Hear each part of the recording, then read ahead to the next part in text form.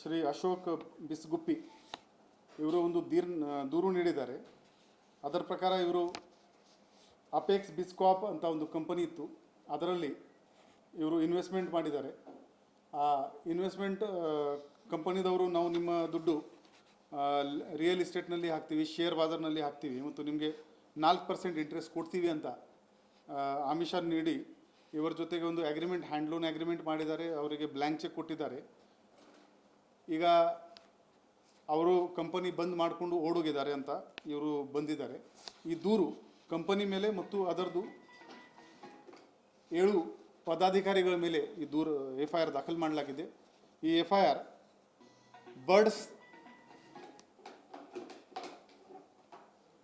Birds ಹಾಗೂ KPID ಆ್ಯಕ್ಟ್ದು ಸೆಕ್ಷನ್ನಲ್ಲಿ ಮತ್ತು BNSದು ಸೆಕ್ಷನ್ಸ್ನಲ್ಲಿ ನಾವು ತಗೊಂಡಿದ್ದೀವಿ.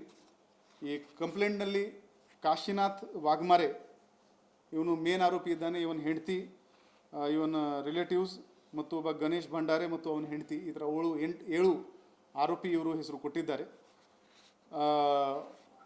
ಸುಮಾರು 160 ಕೋಟಿ ಜನರಿಗೆ ಮೋಸ ಆಗಿರ್ಬೋದು ಅಂತ ಪ್ರಿಲಿಮಿನರಿ ಎಸ್ಟಿಮೇಟ್ ಇದೆ. ಇವರಿಗೆ ನಾವು ಕಂಪ್ಲೇನೆಂಟ್ಸ್ಗೆ ನಾವು ಕೇಳಿದ್ದೀವಿ, ಈಗ ಶಿವಮ್ ಅಸೋಸಿಯೇಟ್ಸ್ ಆಗಿದ ತಕ್ಷಣ ನೀವು ಯಾಕೆ ನಮಗೆ ಇನ್ಫಾರ್ಮ್ ಮಾಡಿಲ್ಲ?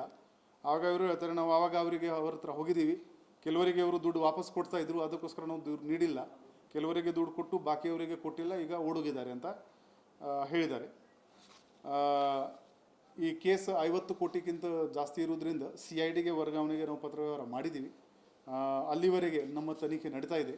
ಈ ಬ್ಯಾಂಕ್ ಅಕೌಂಟ್ ಆಗಲಿ, ಅವ್ರದ್ದು ಸ್ಟಾಕ್ ಎಕ್ಸ್ಚೇಂಜ್ದು ಅಕೌಂಟ್ಸ್ ಆಗಲಿ, ಅದರ ಮೇಲೆ ಪರಿಶೀಲನೆ ಮಾಡಿಕೊಂಡು ಜನರದು ಎಷ್ಟು ದುಡ್ಡು ನಮಗೆ ಫ್ರೀಸ್ ಮಾಡೋಕ್ಕೆ ಸಾಧ್ಯ ಇದೆ ಅದು ನಾವು ಮಾಡ್ತೀವಿ.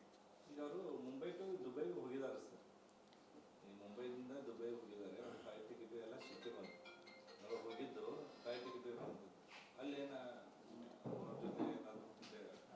ಅದು ನಾವು ನಮ್ಮ ಏನು ಕಾನೂನಿನ ಕ್ರಮ ಜರುಗಿಸಬೇಕು ಅದೆಲ್ಲ ನಾವು ತಗೊಳ್ತಾ ಇದ್ದೀವಿ.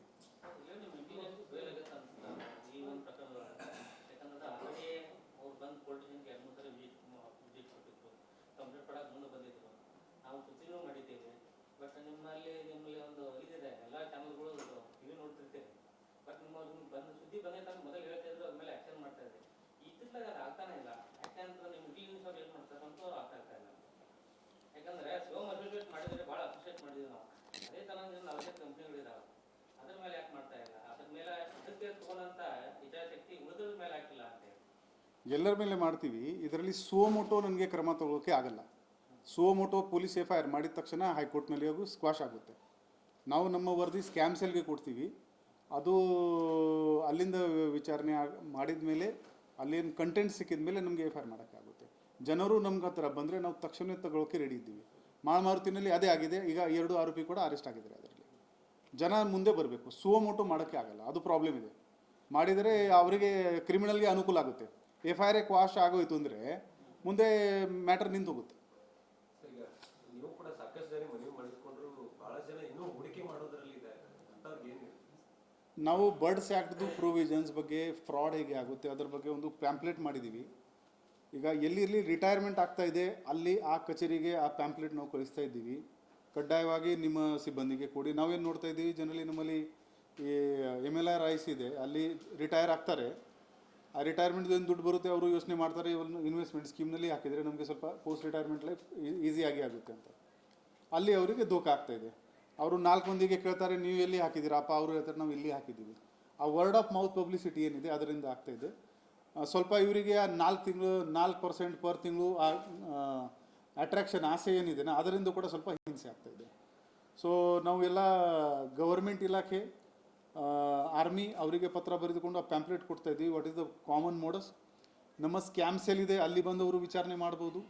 ಅಥವಾ ನಮ್ಮ 112ಗೆ ಕೂಡ ನಾವು ನಮ್ಮ ಆನ್ಲೈನ್ ಕರೆ ಮಾಡಿದರೆ ಅಲ್ಲಿ ಕೂಡ ನಾವು ಅವರಿಗೆ ಮಾಹಿತಿ ನೀಡಬಹುದು.